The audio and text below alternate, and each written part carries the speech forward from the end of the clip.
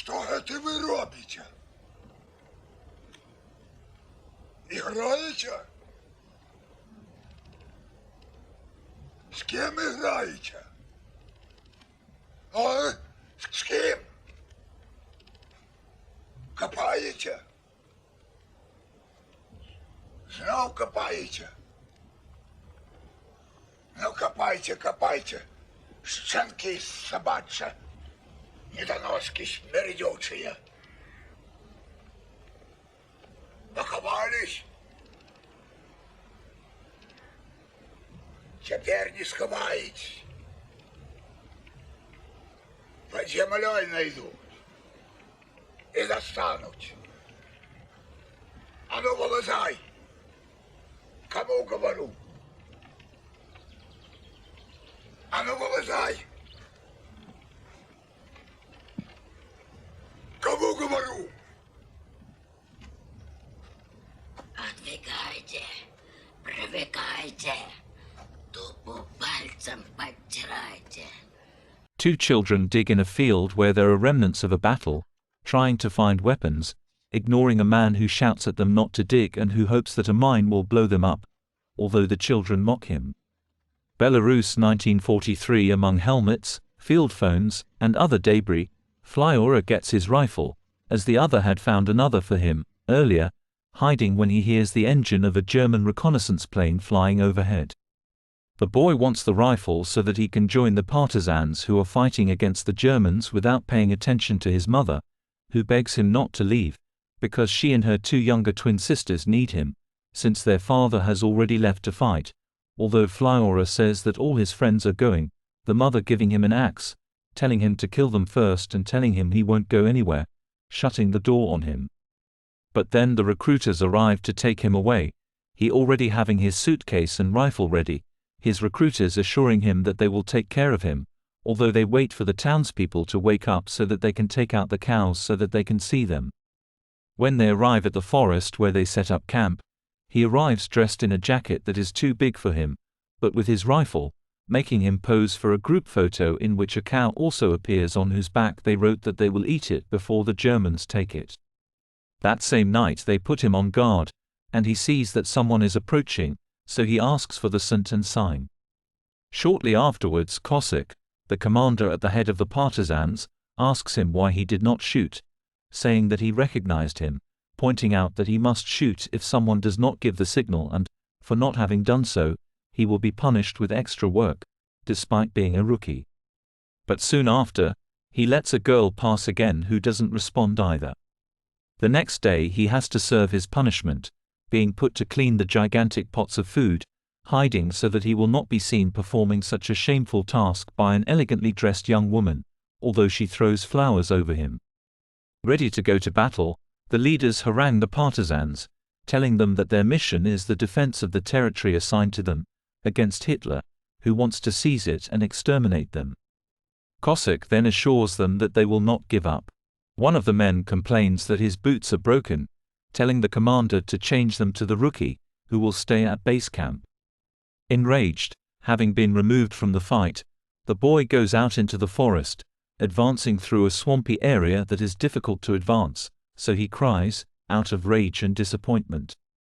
He then hears the cry of the girl he saw in the camp and comes out of the water crying too, pretending to cry in a boot, which he took off, and then emptied it, being full of water, which he pretends to be tears, making her laugh.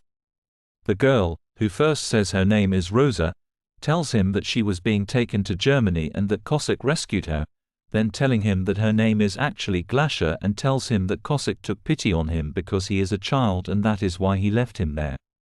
While arguing and joking, they see a German plane, observing that it is leaving some paratroopers there. They then hear the whistle of shells, so they must run away, while the bombs wipe out the base camp. The noise of the bombs falling so close causes his ears to start ringing and he doesn't hear anything. That is why he does not listen to Glasha, who pulls him to escape so that they are not finished off by one of the paratroopers who begins to shoot at them from the tree in which he was hooked. They then see the enemy advancing, while remaining hidden. They then take refuge in a branch that they build with branches to protect themselves and rest. The next day they play, like children, moving the leaves of the trees to make the rainwater fall on them, and then the girl dances for him as if she were the actress in an American movie. Flyaura decides to help Glasha by taking her to her village, where, she tells her, she will be able to get shelter, although when they arrive at her house there is no one, observing that the food is still on the fire, still burning. They eat the last meal that the mother made, although suddenly the girl bursts into tears when she notices several dolls lying on the floor and pretending to have killed. He, fearing something bad, looks into the well, although he sees nothing, and suddenly tells Glasha that he already knows where they are, so he runs off in a hurry, followed by Glasha, who, suddenly, turns and can see, behind a fence, all the people of the village piled up after having been killed. But he doesn't see him and keeps running and tells him that they went to take refuge on an island, entering a swampy terrain in which it is very difficult for them to advance, because the mud even reaches their necks, to reach the island. When they finally get there, Glasha yells at him that they are not there, but in the village, where they are all dead, although he does not want to believe her and shouts that they are there and throws her angrily into the water, although he then jumps in to rescue her. The boy bursts into tears in despair as he walks among hundreds of people who managed to take refuge there, and other neighbors confirm that his mother and sisters were killed. He also sees that, in the center of a group of people, there is the man who scolded them for looking for weapons, totally burned, who tells him that they killed them all. That they doused him with gasoline and set him on fire, and he ran after it and caught up with them and begged them to kill him, but they laughed at him. Horrified, he turns away from the man, and falls crying in front of the women of his village who try to console him, putting his head under the water trying to commit suicide, although the others pull him out. The girl tries to get him to eat something and then delouses him, without the boy reacting. Another group of refugees entertain themselves with a doll created with a skull and a German trench coat and personalize it as if it were Hitler, against whom they then hurl their insults and spits. Flyaura, whom they try to console, and who insists that it was his fault, joins Rubej and two other men who want to go out to find food. Taking Hitler's doll with them, they try to raid a warehouse, but it is guarded by the Germans and they must flee. Shortly afterwards, flyers dropped by an airplane fall on them calling for death for the Bolshevik Jews, encouraging them to smash their faces with a brick. They consider going back to the warehouse, although they are afraid, and the boy tells them that they must do it, because their people are starving. But as one of them, who was wounded, slows down, another of the comrades goes to help him, both of them jumping into the air after stepping on a mine. Alone, Rubej and Flyaura continue on their way and hear something falling from the sky, so they throw themselves to the ground, although it is only an empty liquor bottle. Eager to get food, they approach a town, Bagoshovka, where they surprise a man who went out to relieve himself, and tells them that the Germans arrived 2 days earlier, as part of a defensive brigade. They demand with their weapons that he hand over a cow, making him go with them until they leave the town for safety, making him return after that. Happy after getting the cow, they milk it and drink its milk, although, while doing so, they see a flare that rises into the sky and begins an intense firefight, having to lie down, although when it ceases they see that Rubej was hit and died. On all fours, he manages to reach the rope with which they tied the cow and pulls it, but then the shootings return, which this time reach the animal, which dies. Hidden behind the animal, he sees another flare and then cries in despair until he falls asleep. When he wakes up, in the early hours of the morning, there is a great fog. Pull the cow, but it's impossible to move it.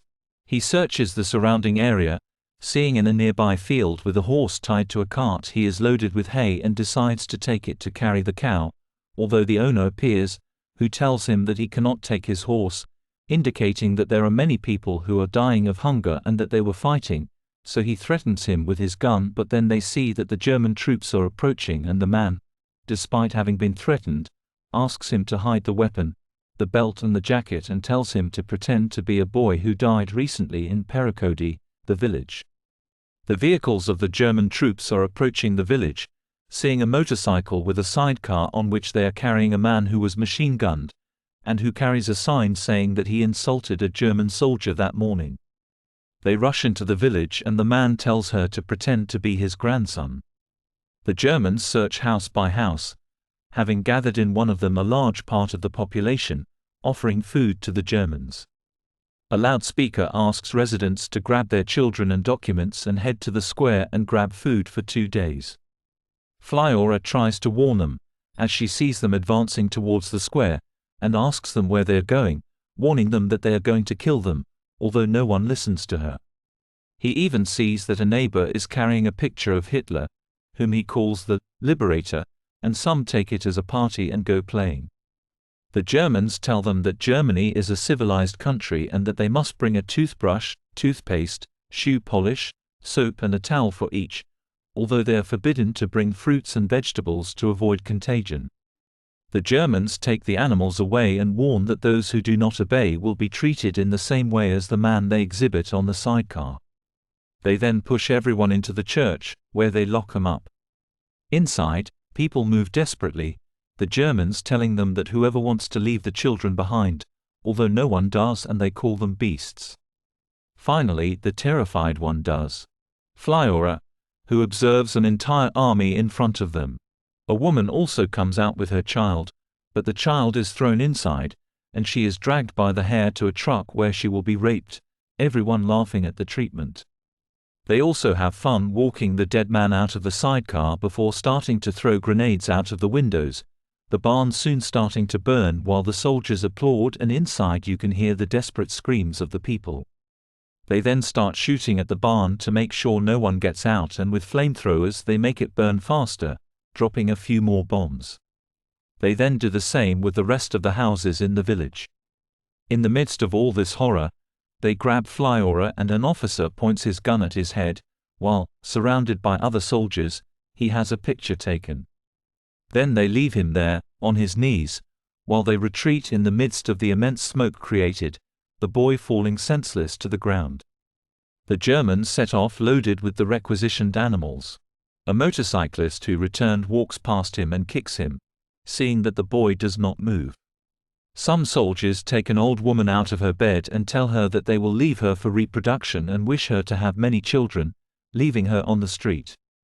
Flyaura goes into the forest, where he finds a dying woman next to the German motorcyclist she was riding with and who has since died, seeing a trail of dead German soldiers after their stumble with the partisans. He returns to the land where he buried his rifle, returns to rescue it, and with some bandages that he took from the dead motorcyclist, he repairs the stock, while the commander watches him. He also sees the girl who was raped by dozens of German soldiers, her face and legs covered in the blood coming out of her vagina. He sees that the commander and his collaborators captured the group of commanding officers. The commander says that he is old and sick and that he did not hurt anyone and he wants to retire to take care of his grandchildren, and he says that they are at war and there are no culprits. But another of the officers, a younger one, calls him a shit for crawling like that, but Flyaura points out that he is the one who said to leave the children and they could leave, the young officer saying that he did indeed give the orders regarding the children because children are the enemy of the future, and tells them that not all races have the right to exist and that, in fact, they do not have that right. For the inferior races spread the infection of communism. A collaborator of the Germans who acts as a translator tries to save himself as well, saying that they acted under duress and asks that they actually kill the Germans, as they are murderers, although Cossack tells him that he will pay like the Germans. Flyaura carries a canister of gasoline and has them spray the Germans to finish them off as they did the men of the town before, but one of the women starts shooting at them and is followed by several more partisans, who finish them off in a less sadistic way. After that, the partisans depart for their next objective, with Flyaura, already dressed as a soldier again, after recovering his clothes and his rifle, with them. He then sees the picture of Hitler in which he said that he was the liberator and begins to shoot him while all the images of the dictator go through his head, which go back in time, seeing the moment when Nazism was not so influential, until he reaches the birth of Hitler, although with that image of the baby in his head he does not shoot anymore. Should the weeds be pulled out before they contaminate everything? He thinks that a child is not responsible for anything and therefore does not shoot again. 628 Belarusian villages were burned along with all their inhabitants. Flyora, who is no longer the same, now runs to join the group of advancing partisans, seeing another young man, who, like him a few days before, is still an idealist and who, surely, like him, will soon be an old man. Walking together with the rest of the partisans to liberate their country.